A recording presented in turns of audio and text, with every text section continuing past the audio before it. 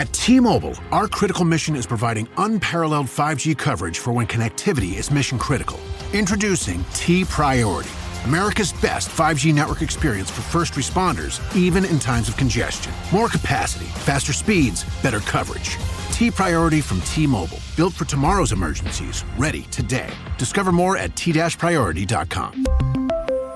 For qualifying organizations on eligible rate plans, coverage not available in some areas and may be impacted by emergencies.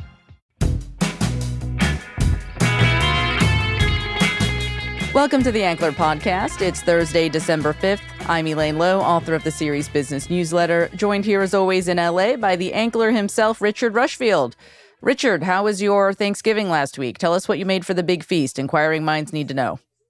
You know, due to some family circumstances, we went to a restaurant for the first time in so did we. Family Thanksgiving history. And gotta say, not having to clean up and not having to sit around for 8 hours after isn't so bad. And I ordered steak instead of turkey. Oh, very nice. So, we did a Pan-Asian buffet. I was happy to have duck instead of turkey. Even better. Yeah, that's fantastic.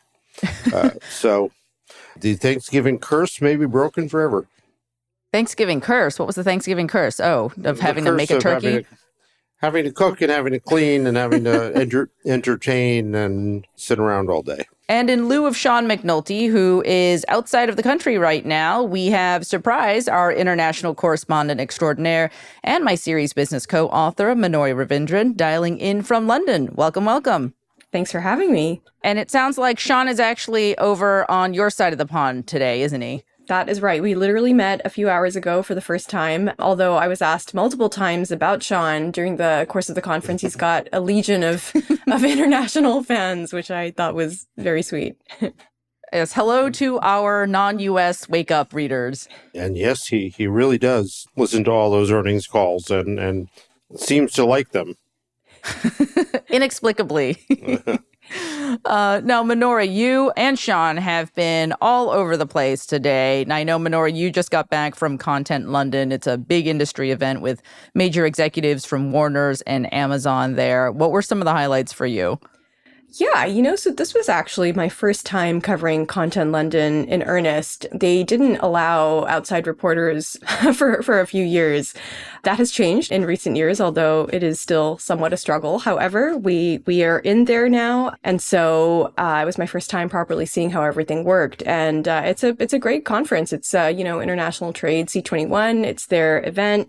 All the big guns are there. There were a lot more American speakers from what I understand this year. A lot of the streamers were there. Netflix, Emmy Abbas, Larry Tanz, and Prime Video was there. Lauren Anderson, Warner Brothers Discovery actually had a big showing. So it was certainly well represented on the American side. And of course, all the Europeans are there in terms of the producers, especially. It's a really great sort of meeting point in terms of people really trying to think about their next projects and sort of fill the financing, and, co-production was certainly the key word. Oh, yes. And we're going to talk about co-production later in our second segment, where you gave us a CoPro 101 for the Ankler this week. But first, I got to ask, with Content London, I mean, what was the energy like there? Does it sort of feel like everybody's back in business sort of after the last year? I mean, it's a really good question. I've been asking this myself. It's tough because it's so producer led, right? And so producers, I guess, can be very, very despondent, but they can also really try and put a good spin on things when they're trying to sort of be optimistic about the market. I think everyone I think I would say yes, people are optimistic. I think certainly for some of the British producers that I was talking to, I think things are slowly picking up. And certainly there's a lot of hope for 2025. I'm not sure how sort of misguided that might be, but I think there's a realization ultimately as well that things are just not going back to the way they were. And so people are actually taking things like co-productions, which of course in the international space, people have been doing that for decades. It's nothing new, but there's still a contingent of producers who are really, really wedded to, just getting that straight commission, right, from the local broadcasters. And so that is changing, and people are really interested. And I mean, AI was a huge theme, digital, right? And getting brands, places like, Vinted, literally took the stage in one session, which I thought was really interesting. So I think folks are taking this stuff really seriously and really trying to diversify in a meaningful way.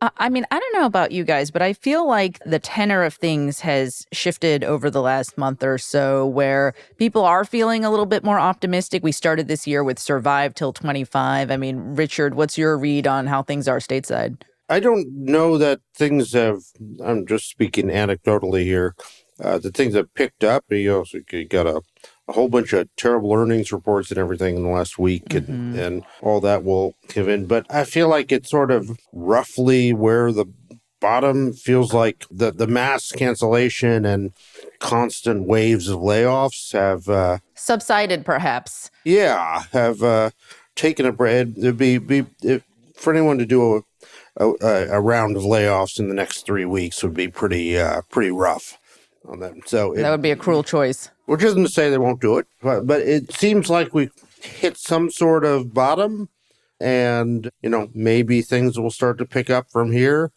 But if you've made it this far, you can breathe a little easier. If you're out there looking for work, it's maybe not like things are booming once again, but hope that we might get back to that. Right.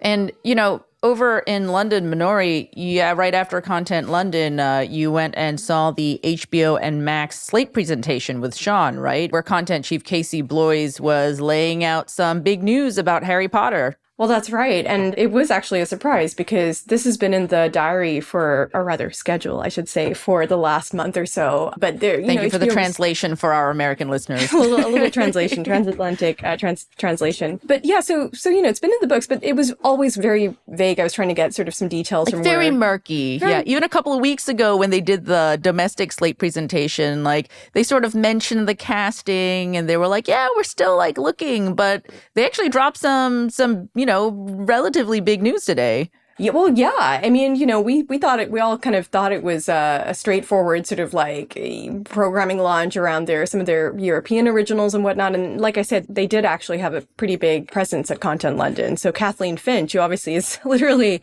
leaving that role in a few weeks' time, actually did a whole keynote, which really kind of made me wonder because it's kind of that news came out over the summer around her retirement, and it's not like it was last week and, you kind of... And she was still on the schedule for exactly. it. Yeah. And, you scramble to kind of figure out the schedule. No, she was very much on, which made me really wonder about, her plans maybe afterwards. But obviously an amazing executive and spoke, had very interesting things to say. But she spoke, Jason Sorlanis, and they had representatives from France, Spain, Poland, and Turkey as well, talking about their plans for Max in those local markets, which was very interesting given with, Turkey a couple of years ago, they actually made the decision to pull out of original production in Turkey and, CEE and the Nordics and whatnot. Right. And so, but Casey was kind of local originals are back, right? Yeah, that's right. And he was asked about this in the event this evening and effectively said, he actually referenced the Netflix correction of, what was that? That was sort of 2022. Summer 2022. Yeah, April exactly. of 22. And that's shortly after that is when that Warner Brothers Discovery news broke. I actually broke it myself. So I remember it very well.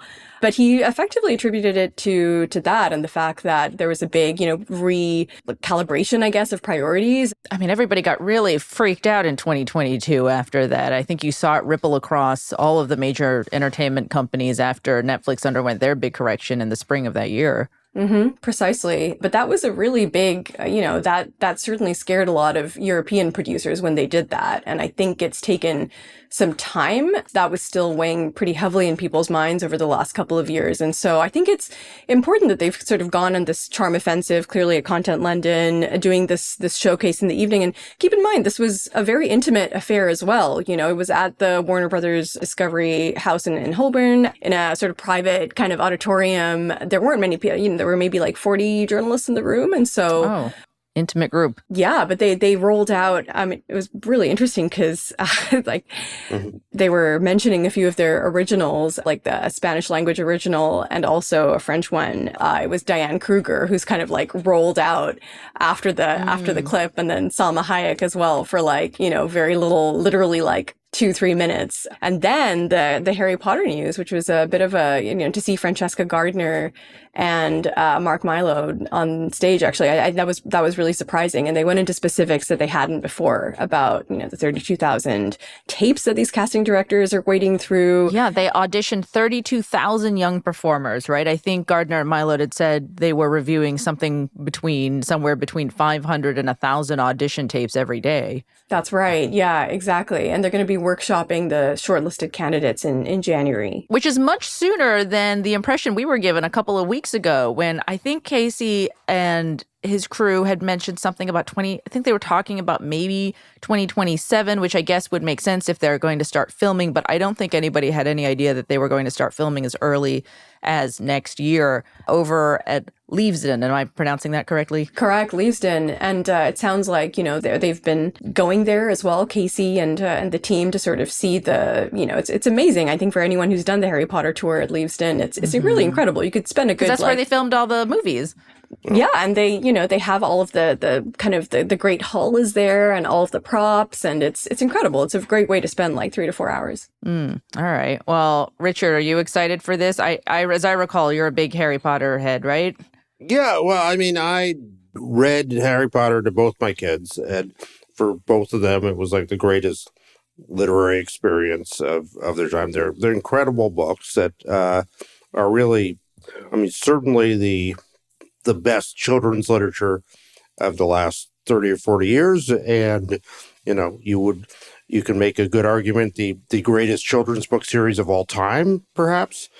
I'll take them over Narnia probably, but, and frankly, the movies, they looked perfect. The casting was incredible. They just sort of captured the tone and look of it, but they all suffered from the problem of you had these 800-page books that had to be condensed into 2 hours. So it was like this, the plots of each of them had to be this really brisk tour through everything, and you had to skip so many subplots and so much great thing. And it's funny that you mentioned that because I'm reading the books to my kids right now who are both under 10, and we're in the middle of Goblet of Fire, and these books just keep getting longer and longer. Goblet of Fire is like 734 pages, and a lot of these books, I didn't realize how long it takes before you even get to Hogwarts. Like sometimes like the whole like first third or like the first 40% of the book takes place like at the Dursleys' house or like leading up to some adventure that gets them to Hogwarts. So there's a lot of material to mine here. Yeah, and the characters get richer and deeper. It's not just like doing one more sequel and one more thing. It's a clear story, and it tells the tale of these characters' entire childhood and coming of age in a way that, like, I don't know any other book series that captures that. So, like, every situation you will encounter as a teenager is dealt with in the Harry Potter books. Mm-hmm. And doing it the way they're doing as a miniseries is how I always thought it should have been done in the first place. But sort of TV wasn't there yet when they started making the movies. And if they get this right, the potential effect of this, I mean, think about how much Game of Thrones was a game changer for HBO. Like, say it again, this is a business of hits, and a hit changes everything. And this has the power to just, whatever else David Zaslav has done right or wrong, whatever else has happened, this could just overshadow all of that if it goes well. Especially as though it seems like, I mean, my read is we're sort of on the tail end of the game. There are obviously Game of Thrones spinoffs that are coming. They previewed A Knight of the Seven Kingdoms, right? The one based on the Dunk and Egg series. But they've also scrapped some things, like the Kit Harington, Jon Snow series that they were looking at. They decided not to move forward on it. And you kind of suffer from a waning interest in these things after the big main show is over. So this definitely has the potential to propel them back into the stratosphere over the next decade, because I think that's how long they said the Harry Potter series is going to take place for. But of course, this series in particular does not come without controversy, especially given author J.K. Rowling's views on trans identity that she's been very vocal about over the years. And HBO, I remember at their Slate presentation in the U.S. a couple of weeks ago, seemed pretty committed to keeping her involved. Was that also the case today, Minori? It absolutely was. There was one journalist, a European journalist, maybe a French reporter, who really pressed Casey on this, seemed to have a personal issue from the wording. She sort of said, oh, I really have, this is a thing for me, that J.K. Rowling is involved. Are you concerned about, and she sort of worded it as, are you concerned about the reception, to her involvement? And Casey, effectively repeatedly said, I'm not concerned. He then sort of referenced the other sort of properties that have come out in the Harry Potter world, I believe a video game. And then, she very rightly said, oh, well, J.K. Rowling wasn't necessarily involved in that. And still Casey was sort of like, well, I'm just not worried. It really doesn't seem to be a problem for them, at least, publicly. Were there any other questions around this today, Minori? That was the only question around J.K. Rowling. A lot of the other questions were around, their local original strategy. I asked specifically about Sky as well. Obviously, this lawsuit is going on. Rumbling on in the background over this co-production agreement, their sort of deal for shared series, and specifically Harry Potter. I asked Casey if they're close to some sort of resolution around a lawsuit and whether that's impacting the negotiations for the output deal between HBO and Sky, which is obviously very valuable to Sky and certainly to HBO. And I didn't necessarily get a definitive, of course, it's difficult for someone like Casey to comment on an ongoing lawsuit, but something tells me, it seems like the parties are keen to have some sort of a favorable outcome with that output deal. So certainly watch the space, I think. Yeah. And it's interesting, too, with what he said around local original commissions essentially making a return after the COVID years and after the Netflix correction.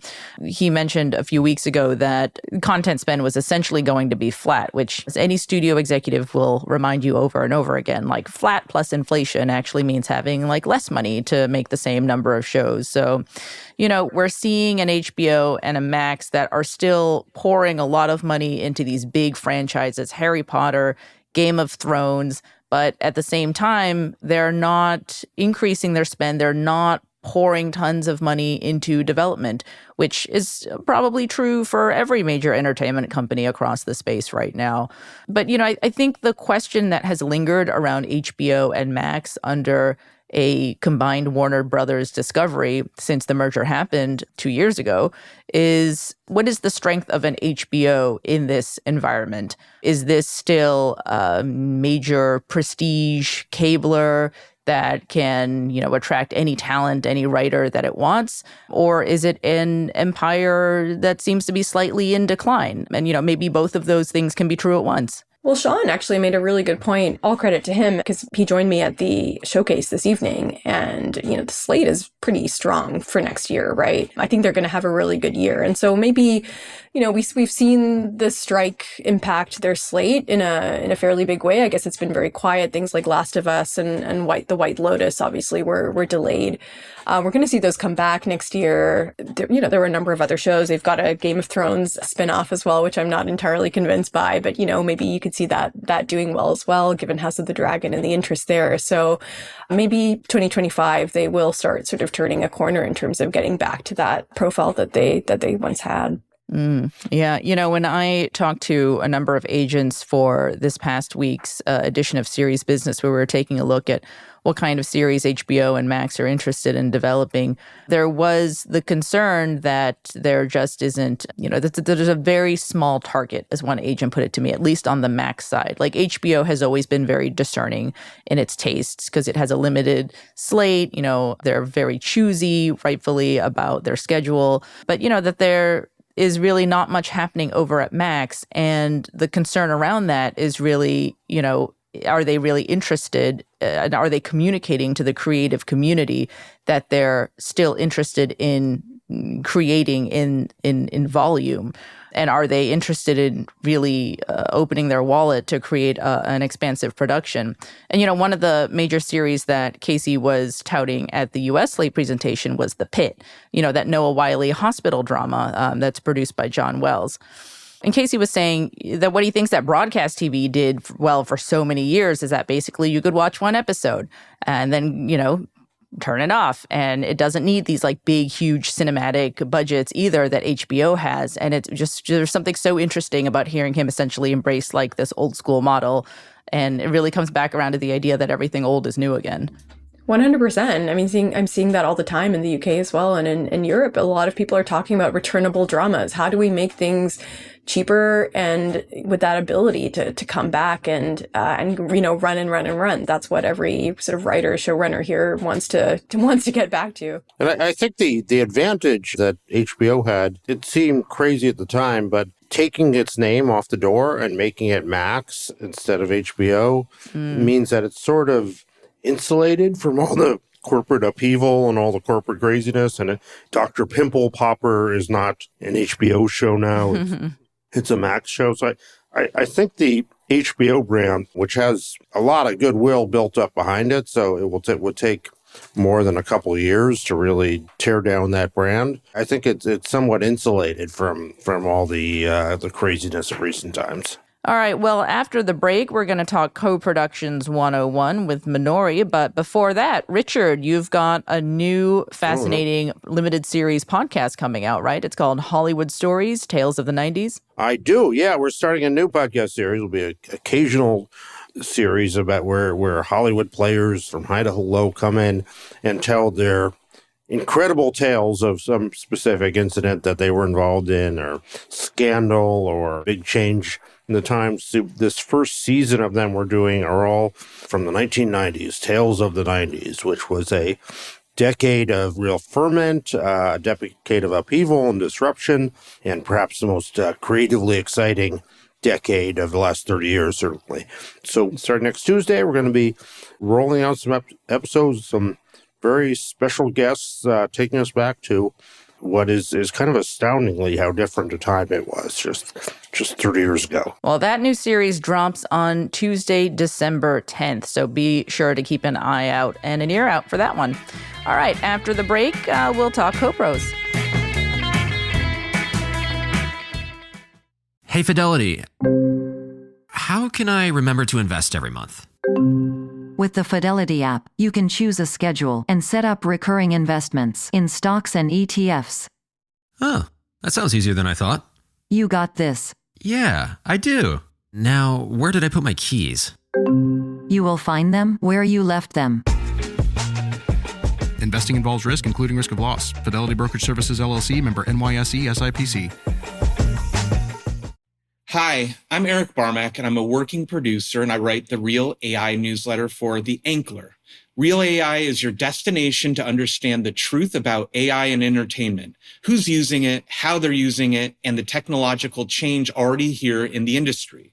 I care about AI because it's changed the way I run my own business and even pitch and sell shows.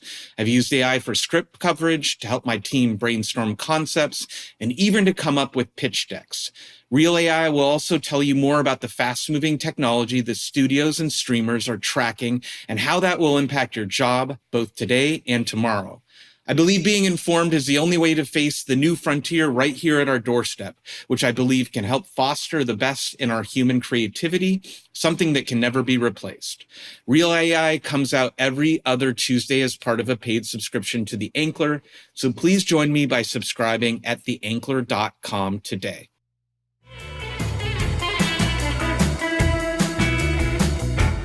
All right, welcome back to the Ankler podcast. It's time to talk co-pros. Minori, I'm not going to lie. I thought I knew what a co-pro was until I read your story. And then I was like, oh, there's a lot of different kinds of co-pros and there's a lot of stuff I don't know. And I suspect there are also a lot of people who work in the industry who aren't as familiar with the granularity of how co-productions always work, right? So do you want to walk us through it?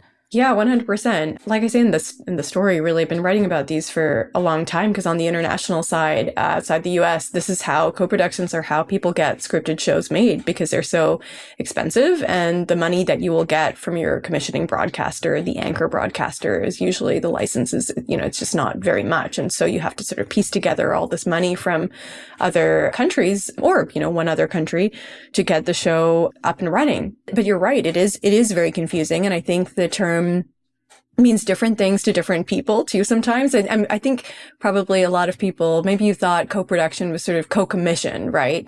Like we both have 50% of our money in this thing, but that's not always the case, right? It's not always the case, exactly. And it is that, but it's not always the case in the sense that, two producers, for example, can or in a national co-production where it's just in one country. But most of the time it is an international co-production. And of course there are some treaties that make that very, I don't want to say easy. And that's something that a lot of people have said repeatedly to me, nobody should go into this thinking that this is straightforward because it's a lot. You're going to get lawyers involved. Like it's really, it's a lot of paperwork and headaches, to be honest, right? It used to be that, well, you'd have just so many voices at the table as well. So editorially, it was just a real, it was agony, I think, for a lot of the creatives. But increasingly in the last year or 2 years, I've been hearing that people are just so keen to get stuff made and to get to be a part of an original. That they're more willing to take on a partner, because Precisely. I think the quote that stuck out to me there is like 50% of something is better than 100% of nothing. Yeah, you're hearing that from a lot of British producers because for a long time there was some arrogance among the British indies where because of the terms of trade, as I'm sure the listeners know, producers here own the rights, right? And so they would rather sort of own all of the rights and, just keep kind of like getting their commissions from BBC or ITV or Channel 4 rather than, go out there and try to, and, for a long time when times are good and there's money to commission stuff, like, sure, go ahead and do that. But ultimately, I think the really smart producers who are out there hustling internationally at all these markets and trying to get those connections, and they're the ones who have done well. But what I thought was really interesting, actually, is that at Content London, Kathleen Finch even, right, is effectively saying, we are more open to just sort of taking U.S. rights and then letting people find the money elsewhere in order to complete the show. If it means a lower cost for a Warner's. Exactly. And so this is the change. And that's why that article was really geared towards a lot of U.S. producers, because for a long time, they've not necessarily been part of the co-pro equation because the U.S. doesn't have any treaties, really. And tell us what the difference is. Speaking of treaties, the difference between an official co-pro and an unofficial co-pro, which were not terms I was familiar with. Yes. Like in terms of like having formal treaties and versus not having certain requirements.